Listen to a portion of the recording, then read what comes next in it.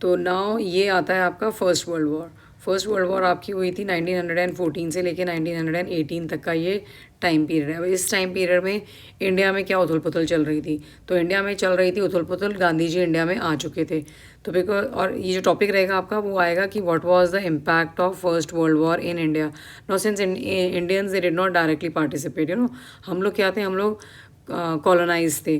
तो हम लोग ब्रिटिशर्स के एलाइड फोर्सेस में हमारे बहुत सारे इंडियंस ने पार्टिसिपेट करा था। पार्टिसिपेट तो खैर क्या किया था, इनको ज़बरदस्ती फोर्सफुली रिक्रूट करा गया था ना, क्योंकि इनको फोर्सफुली, मतलब इंडिया के जो यंगस्टर्स थे, गांव-गांव में अंग्रेज जाते थे और इंडियंस को फर्स्ट वर्ल्ड वॉर के लिए रिक्रूट करते थे। तो उस प्रोसेस को बोला जाता था फोर्स रिक्रूटमेंट। तो क्योंकि बहुत ज़्यादा रिक्रूटमेंट हो गया था, तो जिससे सोशल रिजेंटमेंट थोड़ा देखा गया था। गांधी जी ने भी काफ़ी ब्रिटिशर्स को इसमें सपोर्ट करा था कि इंडिया से एक फोर्स जाएगी, and this force was called Indian imperialistic force. तो ये जो इंडियन इम्पीरियलिस्टिक फोर्सेस में करीबन 1 मिलियन इंडियन सोल्जर्स थे। तो गांधी जी की एक अपनी कहानी है, वो मैं आपको आगे वीडियो में बताऊंगी कि गांधी जी ने क्यों अंग्रेजों का सपोर्ट करा था। ठीक है, तो क्योंकि फोर्स रिक्रूटमेंट हुआ था जिसके चलते सोशल रिजेंटमेंट था कि गांधी जी इंडिया में आ गए थे, तो एक नए तरह का नेशनल मूवमेंट शुरू हो गया था। अब आप मुझे चैट में लिख के बताएंगे कि कौन सा नया मूवमेंट गांधी जी के द्वारा शुरू किया गया था 1919 में। ठीक है, 1917 में उन्होंने इसकी शुरुआत कर दी थी। तो you have to put it in the chat window what was the name of that movement started by Gandhi ji. उसके बाद इकोनॉमिक इम्पैक्ट क्या था? इकोनॉमिक इम्पैक्ट बहुत ज़बरदस्त थे, क्योंकि अंग्रेज़ों ने फर्स्ट वर्ल्ड वॉर में बहुत बढ़ चढ़ के पार्टिसिपेट किया था। तो उनका जो मिलिट्री एक्सपेंडिचर था, ठीक है, उनका जो मिलिट्री रेवेन्यू था वो कई गुना ज़्यादा बढ़ गया था। तो ये जो इतने सारे एक्सपेंसेस बढ़ गए थे, वो कैसे उसकी भरपाई की जाए? तो अंग्रेज़ों ने एक बहुत सिंपल सा उनका रूल था कि जहाँ जहाँ पर भी कॉलोनीज़ थी वहाँ वहाँ से पैसा एक्सट्रैक्ट किया जाए। तो कैसे करेंगे? तो उन्होंने इंक्रीज़ कर दिया था टैक्सेस, उन्होंने प्राइसेस बढ़ा दी थी कमोडिटीज़ की, है ना। इंडस्ट्रियलिस्ट को बड़ा नुकसान हो रहा था इससे। उन्होंने नई किस्म के टैक्सेस भी इंट्रोड्यूस कर दिए थे। तो इस तरह से उन्होंने हर तरह का साम दाम दंड अपनाया, जिसके चलते उनके इकोनॉमिक क्राइसिस जो थी वो मैनेज हो गई थी। उन्होंने अपने एक्सपेंसेस इंडिया से ही मैनेज कर लिए थे। तो उसके चलते फर्स्ट वर्ल्ड वॉर का बहुत ज़बरदस्त इम्पैक्ट पड़ा था इंडिया में। ऑल राइट, तो ये आपका एक पहला कॉन्सेप्ट हो जाता है which is of 3 marker.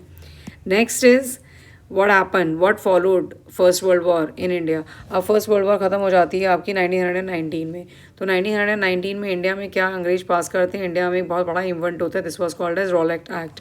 Rowlatt Act क्या था? ये आपने 7th 8th में कहीं पढ़ा होगा। मिस्टर रॉलेट ने ये एक्ट इंट्रोड्यूस करा था, और इसके चलते कोई भी जो इंडियन था वो इम्प्रिजन कर किया जा सकता था विदाउट अ ट्रायल। ठीक है, without a trial, mind it. तो ये तो बहुत गलत बात है कि इंडिया में जो पॉलिटिकल प्रिजनर्स थे उनको किसी भी तरह की ट्रायल की राइट्स नहीं थी। तो ये तो वायलेशन ऑफ फंडामेंटल राइट्स ही हो गया कि भाई पकड़ा और डाल दिया जेल में। तो इसके चलते भी एक रॉलेट सत्याग्रह शुरू हुआ था। तो व्हाट वाज रॉलेट एक्ट, ये लिख दिया आपके सामने। वाई वाज, ये बहुत ज़रूरी क्वेश्चन है कि क्यों अंग्रेज़ों ने इतनी हैप हैज़र्ड तरीके से एक रॉलेट एक्ट इंट्रोड्यूस किया था? सीधी सी बात है भाई, गांधी जी आ गए थे, गांधी जी ने अपने सत्याग्रह से बड़ा सरदर्द कर दिया था।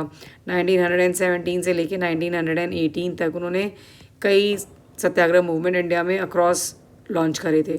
तो उसके चलते एक बहुत बड़ा राइजिंग नेशनलिज्म देखा जा रहा था। तो अंग्रेज चाहते थे कि इस नेशनलिज्म को किसी तरीके से दबाया जा सके। तो उसके लिए एक डर का माहौल क्रिएट कर दिया था इंडिया में कि भाई कोई भी अगर सड़कों पे दिखाई देता है प्रोटेस्ट करता हुआ, उसको धर लिया जाएगा ब्रिटिशर्स द्वारा। ठीक है, अब आपसे एनसीईआरटी में पूछा जाएगा कि how was this act introduced and what was it's repercussions. ठीक है, तो इसके लिए एक ही इवेंट आपकी बुक में मेंशन है, that was the Jallianwala Bagh massacre. 13 अप्रैल को ये मैसेकर होता है, और इसके लिए लोग प्रोटेस्ट करते हैं, स्ट्राइक्स हो जाती हैं, ब्रिटिश बिल्डिंग्स को जला दिया जाता है। अंग्रेज भी चुप नहीं रहते हैं, वो क्या करते हैं, जनरल डायर ने एक बड़ा स्टेटमेंट दे डाला, और वो क्या था, that he wanted to produce a moral effect on the minds of Indians. इसीलिए उसने इस एक्ट को इंट्रोड्यूस किया था कि वो एक डर क्रिएट करना चाहता था। और उसके चलते क्रॉलिंग ऑर्डर्स भी इशू कराए गए थे। क्रॉलिंग ऑर्डर्स क्या थे कि इंडियंस को सलाम करना था, उनको सिजदा करना था। सलाम is that to salute the Britishers, and सिजदा was to bow down before the, or to rub their nose on the road or on the floor before the Britishers। तो ये सब कुछ देखा गया रॉल एक्ट के आसपास। आसपास मतलब उसके क्या रिपरकशंस हुए, उसके क्या इम्पैक्ट रहे, why was it introduced, how was it introduced and what impact did it have on the national movement. All right.